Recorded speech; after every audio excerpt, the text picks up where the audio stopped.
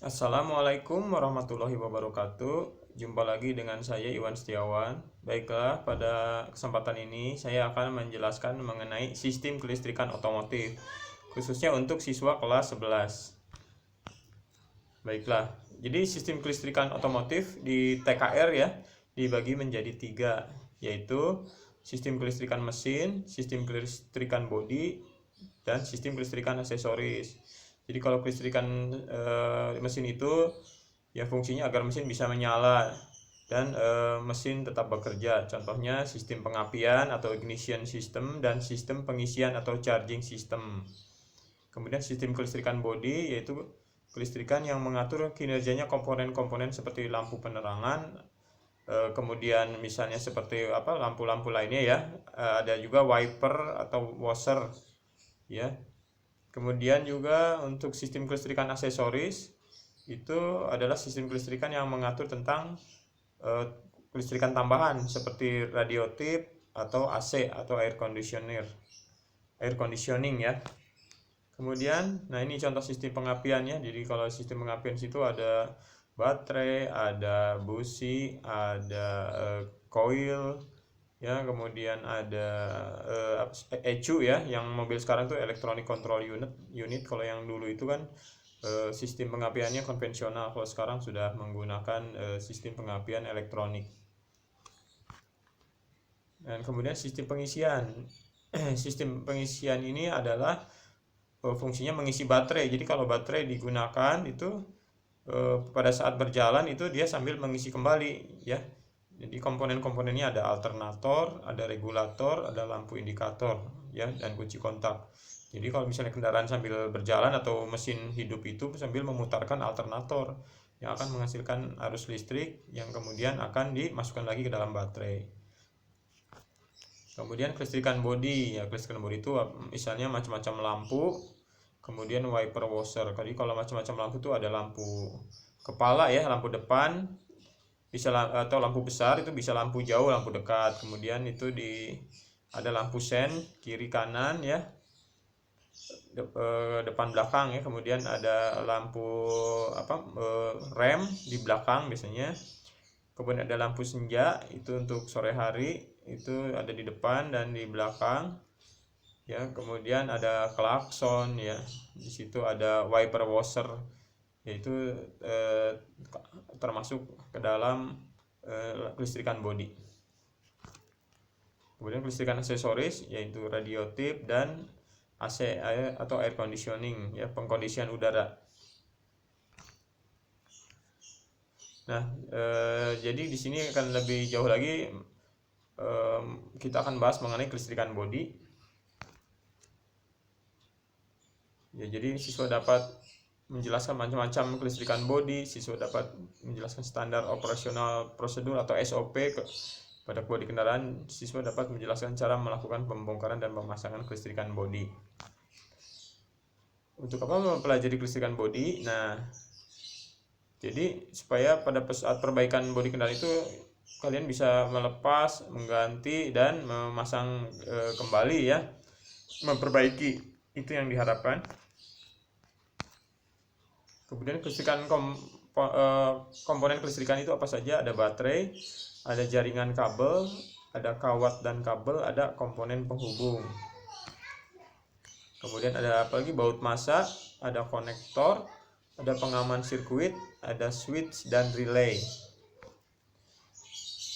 Komponen kelistrikannya lighting system atau sistem penerangan, wiper dan washer itu penghapus kaca ya. Meter kombinasi itu kayak penunjukan ukuran-ukuran, sistem air conditioner atau AC.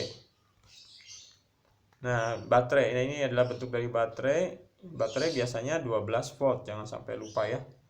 Jadi rata-rata untuk sepeda motor atau mobil itu 12 volt, kecuali kendaraan truk yaitu bisa 2 baterai jadi 24 volt. Jadi baterai itu sebagai sumber energi utama untuk kelistrikan pada kendaraan. Kemudian harus diperhatikan pada baterai itu cara melepas kabel, hati-hati.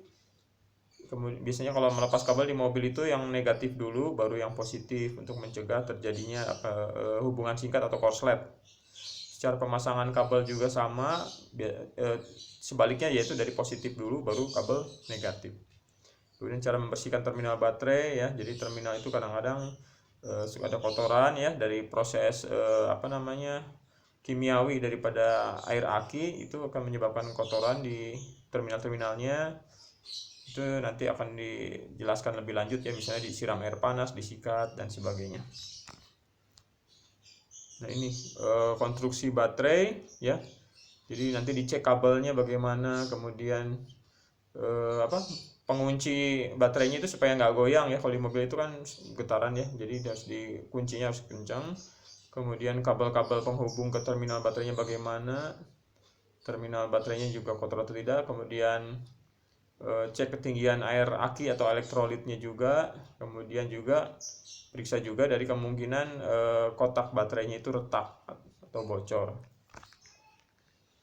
Jadi ini jaringan kabel atau wiring harness adalah sekelompok kabel dan kawat yang masing-masing terisolasi menghubungkan ke komponen sirkuit. Ya, jadi itu kabel harus terisolasi, jangan sampai terkelupas. Ya, akan menyebabkan korslet atau ya. Dan kemudian apa yang maksud sirkuit? Sirkuit itu kayak suatu rangkaian ya. Misalnya rangkaian sirkuit lampu, sirkuit klakson, atau sirkuit motor starter ya. Itu ada satu rangkaian sirkuit itu ya. Semacam-macam kabel, ada kabel tegangan tinggi, ada kabel tegangan rendah, ada kabel berisolasi. Nah ini gambarnya, kalau kabel tegangan rendah sebagian besar komponen kendaraan menggunakan kabel tegangan rendah ya. Jadi kalau kabel tegangan rendah tuh biasanya dari ukurannya juga biasanya lebih kecil. Kemudian ada kabel tegangan tinggi digunakan pada sistem pengapian kendaraan atau kelistrikan engine. Nah biasanya kalau kabel tegangan tinggi itu kabelnya ukurannya lebih besar ya. Jadi jangan sampai harusnya pakai kabel tegangan tinggi, kita gunakan kabel tegangan rendah ya. Itu akan menyebabkan arus yang berlebih, bisa menyebabkan korslet dan kebakaran. Jadi gunakan kabel sesuai dengan peruntukannya. Jadi yang kecil diganti yang kecil, yang besar diganti yang besar sesuai spesifikasinya. Kemudian ada lagi kabel berisolasi. Kabel yang dirancang untuk mencegah gangguan dari luar, digunakan pada ignition signal line, oxygen signal line, kabel antena dan sebagainya. Ini artinya untuk menghindari semacam gelombang ya. Kalau misalnya radio itu kadang-kadang suka ada pengaruh ya, misalnya kita nyetel radio kemudian ada yang mungkin menyalakan HP atau yang ada suara kendaraan, itu akan pengaruh ke suara radio ya. Jadi itu semacam induksi atau itu nanti akan dijelaskan lebih lanjut. Nah jadi itu pada antena ke TV atau antena radio itu bisa pengaruh ya kalau misalnya tidak menggunakan kabel berisolasi. Oxygen signal line itu biasanya ada oksigen sensor ya, di knalpot itu ada oksigen sensor. Dia akan mengetahui jumlah kadar oksigen yang keluar dari gas pembuangan. Jadi untuk mengurangi kadar karbon dioksida yang berbahaya ya. Kemudian ya itu dari kabel berisolasi. Kita lanjut ke komponen penghubung, meliputi junction block, relay block. Jadi kalau misalnya kalian buka kap mesin di depan itu nanti ada semacam kotak ya. Nah itu ada dua macam, ada junction block, ada relay block ya. Cuman itu perbedaannya ada sedikit. Ini contoh junction block ya. Nah, junction block itu adalah suatu kotak konektor yang dikelompokkan bersama-sama untuk sirkuit listrikan, terdiri dari bus bar berbentuk PCB dengan sikring, ada relay, ada sirkuit breaker. Jadi kayak komponen-komponen ini. Kalau sikring ini kan buat pengaman kendaraan ya daripada korslet. Kalau relay ini untuk ini juga untuk mengatur ini arus kendaraan juga. Sirkuit breaker juga untuk pengaman juga. Jadi di situ ada bus bar berbentuk PCB. Jadi kayak ada soket atau dudukan-dudukan ya untuk sikring, untuk relay atau untuk sirkuit breaker. Nah, ini contoh relay block ya, ini kotaknya ya. Nah, di situ ada komponen-komponen ya, misalnya ada sirkuit breaker ya, ada relay ya.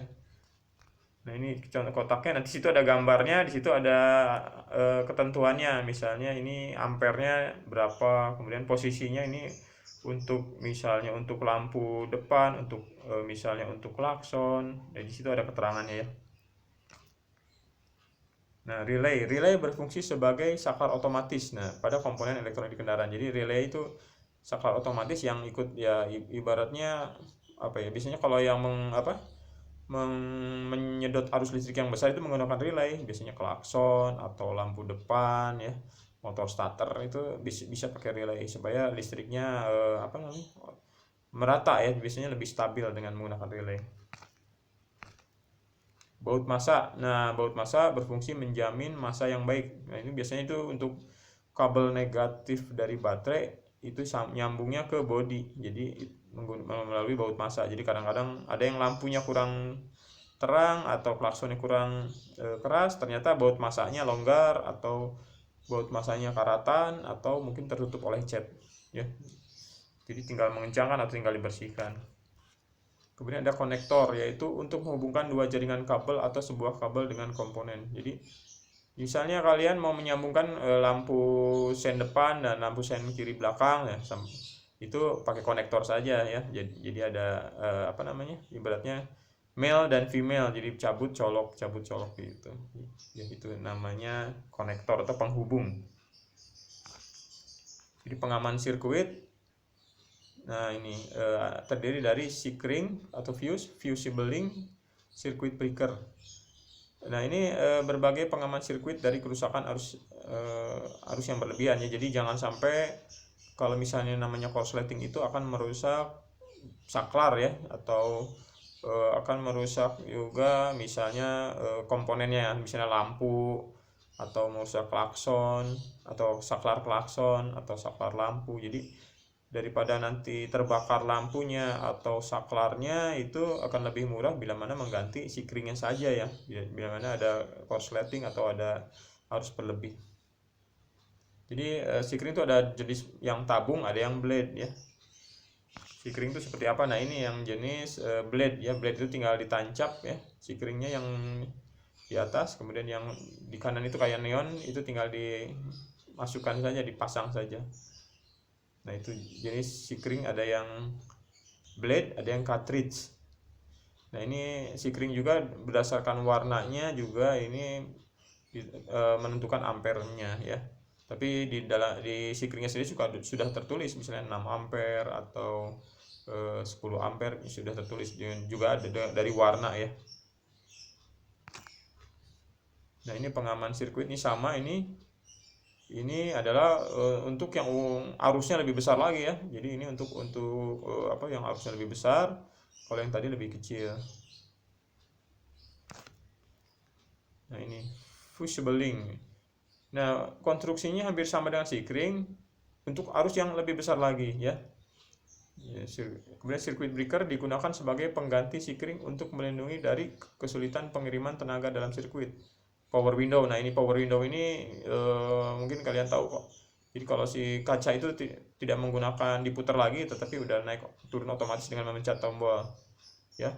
Untuk power window, untuk sunroof itu di atas ya, di kayak di langit-langit mobil, itu bisa dibuka ditutup ya, jadi kayak jendela juga ya, tapi di atas kepala kita sunroof. Door lock itu pengunci pintu otomatis.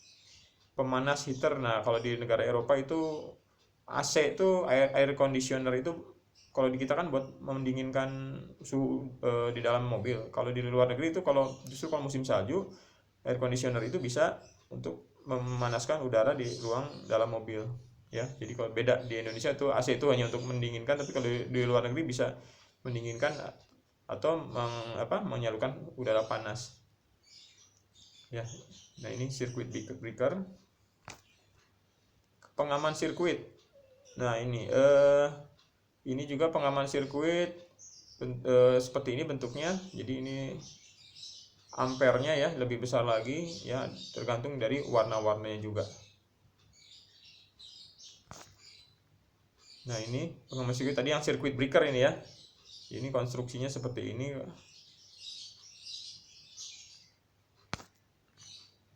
Switch dan relay digunakan untuk membuka dan menutup sirkuit listrikan atau sebagai saklar otomatis. Nah ini switch dan relay untuk membuka dan menutup sirkuit kelistrikan sebagai saklar otomatis. Nah, ini pengaman sirkuit. Ini terminal-terminalnya ya.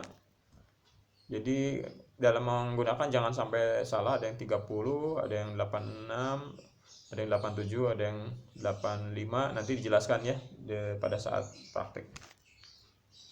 Nah, sekarang mulai ke sistem penerangan. Jadi ada kendaraan itu ada lampu-lampu besar yang di depan, bisa jauh dan dekat. Lampu rem itu ada di belakang. Kemudian lampu belakang itu apa ya? Lampu belakang itu ya ada lampu rem dan juga ada lampu kota ya. Kemudian ada lampu jarak. Ya, lampu jarak itu untuk supaya mengetahui kiri dan kanan mobil itu lebarnya berapa ya. Itu lampu senja ya, lampu jarak itu. Kemudian lampu tanda belok ya, atau lampu sen, drifting, lampu mundur. Nah, kalau misalnya mobil akan mundur, gigi mundur, itu lampu warna putih nyala. Lampu plat nomor.